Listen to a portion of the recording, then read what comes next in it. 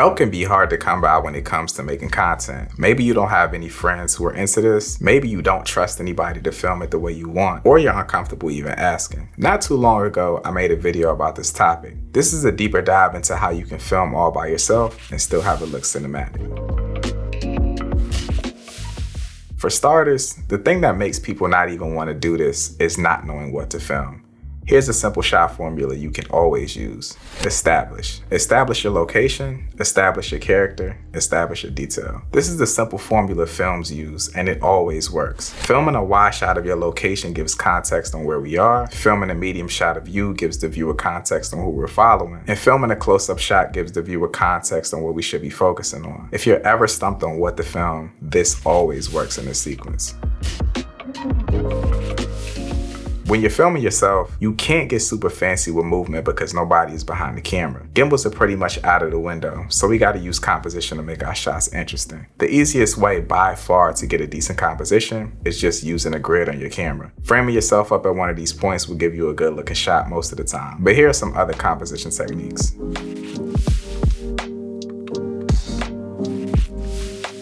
Showing scale is a great composition technique when you want to show how big a location is. Framing up your whole body or subject to fit into one of your grid boxes is an easy way to do this.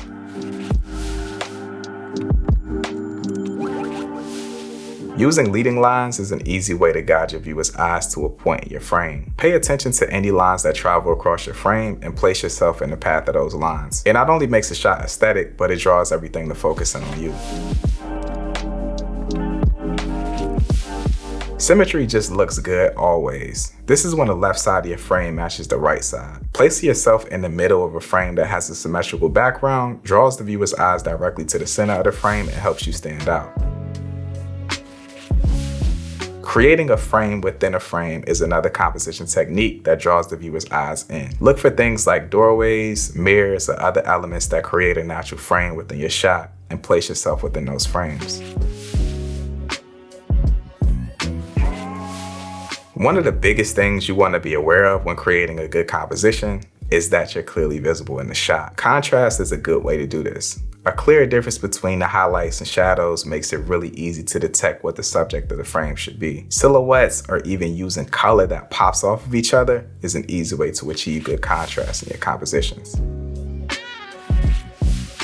Using layers in your shots helps make them more interesting. Having a clear foreground element, midground, and background helps you pop out of the shot easily. Aside from composition, lighting is one of the most components of a cinematic shot. Lighting is already such a complex topic, so when filming yourself, you want to keep it simple. These tips don't require you to even own a light.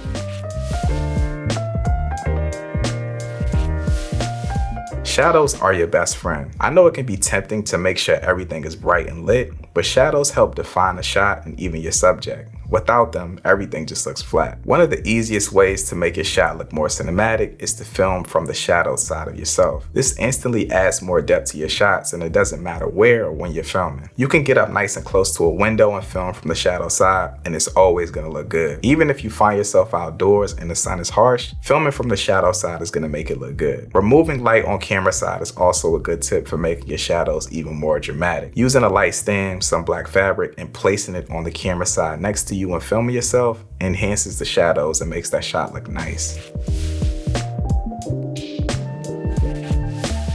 Filming outside during midday is something I hate, mainly because the sun tends to be harsh, but all you need is some shade to make your shots look good. The shade is going to soften out all your shadows, and it's going to give you some really nice diffusion to make your skin look good while you're filming yourself. Filming under trees, the side of buildings, or under shelters is a great way to get nice soft lighting when the sun is harsh.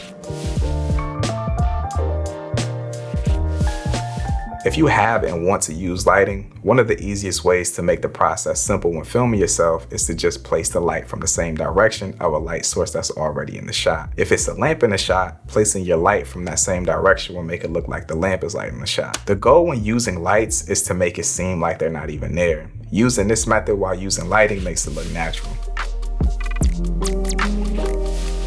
Now that you have your composition and lighting down, creative angles helps your shot stand out when filming yourself. The super clamp is one of the most versatile pieces of gear for getting creative angles. And it's cheap. It allows you to mount your camera to almost anything. Shopping carts, doors, tables, staircases, anything that you can think of, you can probably use a super clamp to mount your camera to it for a creative angle.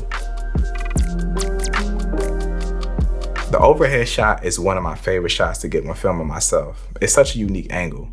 The junior boom arm setup is one that I love. It's expensive and it's big, but the shots you get from it are just unmatched. A cheaper alternative is using a C-stand with a spigot and a grip head. You can even just use a tripod that goes really high. It's all about getting creative with what you can afford at the end of the day. The car mount shot is one of my favorites as well. I've covered tons of suction cup mounts for your camera. I'll link them in the description below. But they allow you to mount your camera in a bunch of unique ways when filming inside of a car. Macro shots are also creative, unique shots that you can add into your projects when filming yourself. Now, macro lenses can be expensive, but this cheap filter set allows you to transform any lens into a macro lens. I'll link this down in the description below as well. Utilizing all of these tips is how you can make sure the hassle of filming yourself actually looks good.